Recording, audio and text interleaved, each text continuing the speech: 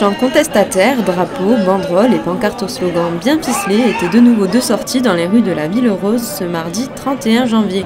Selon les syndicats, 80 000 manifestants se seraient rassemblés hier à Toulouse contre 34 000 selon la police. Les syndicats appellent déjà les Français à défiler de nouveau dans les rues les 7 et 11 février prochains. Des actifs et retraités déterminés à dire non au report de l'âge de départ à la retraite à 64 ans, voulu par l'exécutif.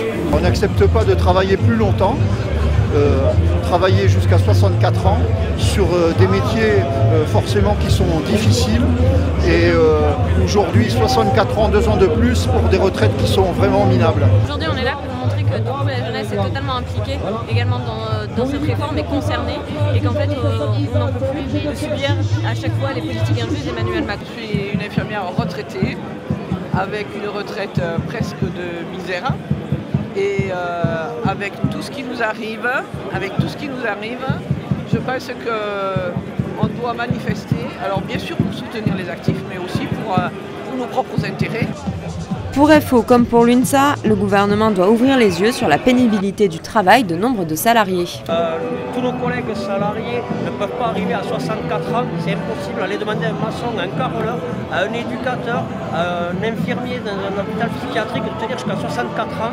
Déjà à 60 ans, la majorité sont en arrêt de travail, donc comment demander à travailler plus? Et aujourd'hui, 70% des Français vous disent non à ce projet retraite. Vous savez, le travail c'est bien beau, c'est l'émancipation le travail. Nous on partage ça à Force ouvrière, mais en même temps, il faut respecter ce que les gens souhaitent. À un certain moment, lorsque vous avez travaillé pendant 42 ans, vous avez besoin de faire autre chose. Il n'y a pas que le travail dans la vie, d'autant plus qu'il y a des travaux pénibles où on sait que des gens meurent avant d'autres tout simplement parce qu'ils ont trimé toute leur vie, et il faut respecter ça.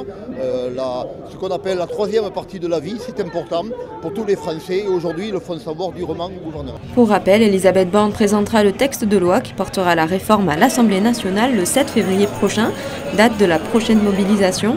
Pas question donc de relâcher la pression sur le gouvernement.